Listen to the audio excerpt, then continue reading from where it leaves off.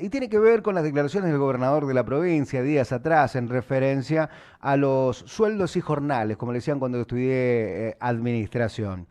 Y dijo que no va a haber, por el momento no se visualizan aumentos en los sueldos para los empleados de la administración pública. ¿Por qué tiene tanta relevancia a aquellos que nos miran desde otras latitudes, que no viven ni residen en San Luis? Porque hay un gran porcentaje de la población sanluiseña que trabaja en el Estado provincial. Esto hizo que sea un Estado eficiente, un Estado grande, por supuesto, un Estado presente, un Estado que tenía las mejores rutas, que tenía la mejor iluminación, la mejor tecnología. Digitalmente era un Estado de vanguardia.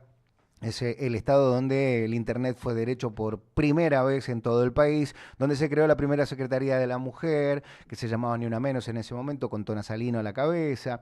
Este tipo de cosas era el Estado. Hoy, en tiempos de ajuste, el ajuste aumenta, lo que no aumentan son los sueldos. Aumenta la ausencia del Estado. Y en estos actos de ausencias que tiene el gobernador de la provincia a la hora de anunciar, un gobernador que se lo ve la verdad, en su última aparición, muy desmejorado, al igual que varios otros referentes de la política sanluiseña, le está pasando por encima la gestión. Son tiempos muy difíciles para administrar. 26% cayó la coparticipación federal, no tiene la posibilidad de que su bandera de campaña se cristalice, que es la construcción de viviendas sociales. Socialmente le está yendo bastante mal.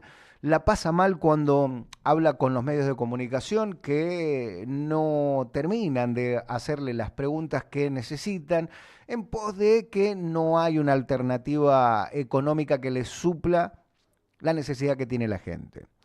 Y esto lo digo con el total respeto y con un análisis crítico, como hice de la gestión anterior, cuando hablaba de la comunicación por parte de la Secretaría de Medios en ese momento y la Secretaria de Medios de ese momento, que me costó políticamente varias cuestiones, periodísticamente también. Lo que está mal no importa quién lo haga, hay que decirlo. Lo que está bien no importa quién lo haga, hay que decirlo. Lo que es obligación de los estados hacer no es para aplaudir. Y lo que es relevante en materia de trascendencia periodística o noticiosa, también hay que mencionarlo. Y en este caso, no con un aplauso, sino con una referencia. Como dice, apenas se dio la declaración de que iba a existir un programa alimentario nutricional escolar que me pareció superlativo. La implementación no tiene orden logístico práctico. Es imposible prácticamente diseñar un programa de estas características sin hacerlo con productos ya envasados en plantas de elaboración.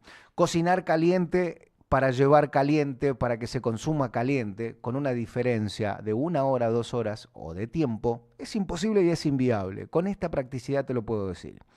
Mejor sería que este gran porcentual de la ciudadanía mejorara su sueldo para que sus hijos pudieran comer en sus propias casas.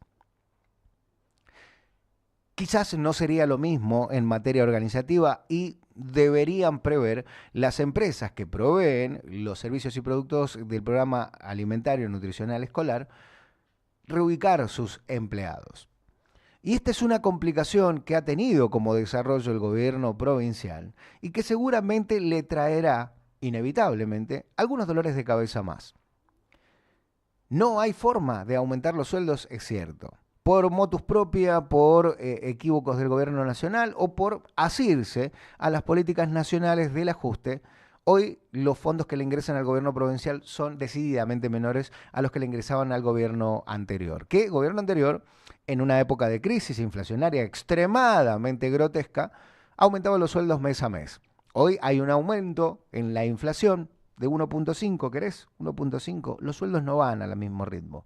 Si le sumás en el acumulado el 118% de devaluación y si le sumás al 1.5 el 1% de crawling peg, que es la devaluación programada del dólar, del peso referencia al dólar, y que no hay inversión extranjera, sino más bien un alquiler de fondos que entran para irse, es decir, pasame plata para ponerla en la reserva, para sostener las metas con el Fondo Monetario Internacional, para que me metas otro desembolso.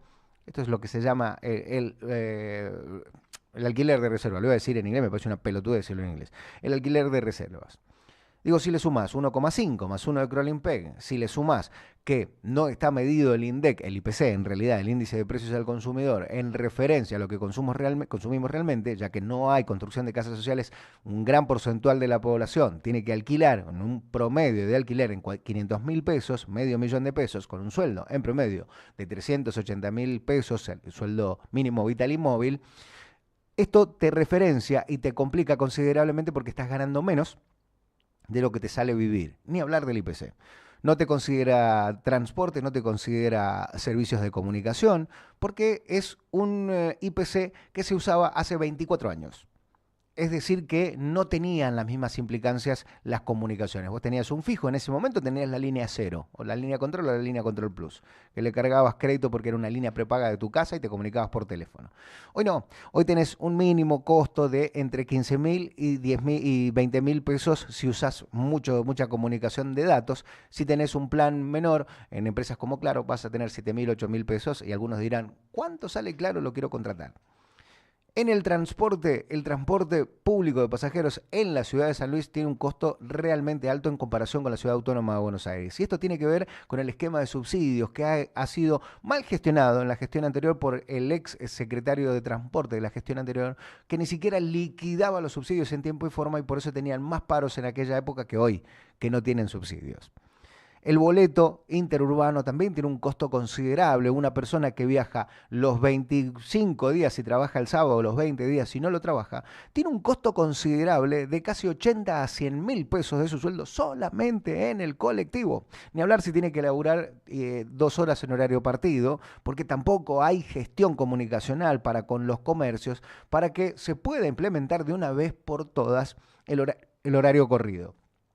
Y esto si le sumás una boludez, que estuve haciendo un análisis hace unos días atrás, que el horario argentino está desfasado, el uso horario argentino está desfasado en 2 horas. Es decir, nuestras 7 de la mañana son en realidad las 5 de la mañana. Y esto hace que el consumo eléctrico sea aún mayor, el costo sea aún mayor y también la energía de los ciudadanos sea completamente distinto. Por eso el ciudadano argentino, al acostarse a la hora que se acuesta, termina tan cansado su inicio de jornada. Porque hay 2 horas de reloj solar que no la está midiendo el reloj humano argentino, porque tenemos la misma hora que Chile, porque pasa por el meridiano, pasa por el medio de Mendoza, Neuquén, etcétera, etcétera, y hacia arriba, por supuesto, también. También tenemos un error en estas características. Estas son las verdaderas políticas, no solo el ajuste. No solo es aumentar el ajuste, pero no los sueldos, sino también entender que las políticas de modernización tienen que modernizar incluso también el uso de las inteligencias artificiales y las robóticas, para que la implementación mejore la calidad objetiva y operacional de las personas. En esto va Kimberly Clark, ¿no? Que va a invertir una gran cantidad de dólares para no contratar más gente. Y no puede usarse como una mecánica publicitaria de vienen a invertir en la provincia, porque no vienen a invertir en la provincia. La robótica es de otro lado, la inteligencia artificial es de otro lado, es solamente la planta.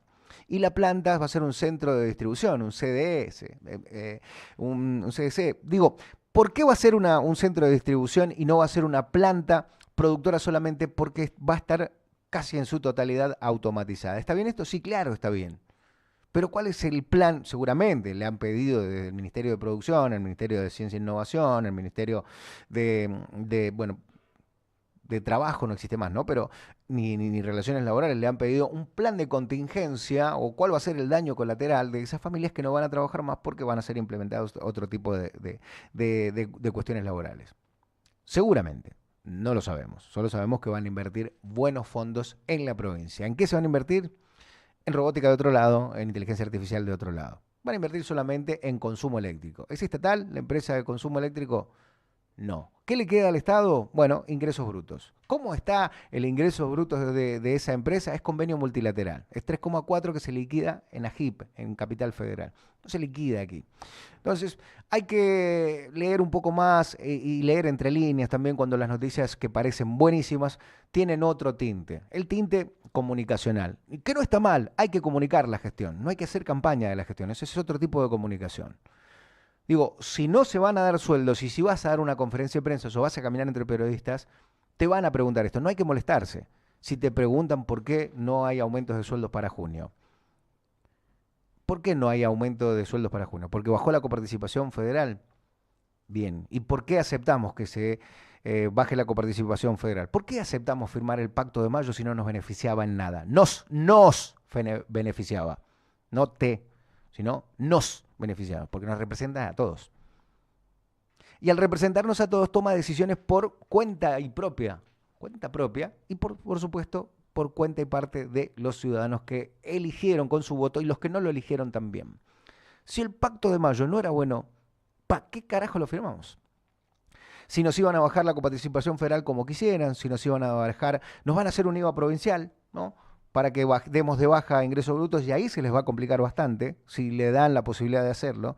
Y si esto pasa, va a tener una capitalización la provincia de IVA provincial, no van a cobrar más el IVA nacional, y va a haber un 7% que se va a estar litigando entre ingresos brutos, que ya lo perdés, que es 3,4, 3,5, 3,8, según el producto que vendas. Ya lo explicó Salas aquí en el programa que digo APA hace unos días atrás, con esto de Mercado Pago que te retiene en el caso de que estés inscripto en rentas, en lo que sea, no solo en ingresos brutos.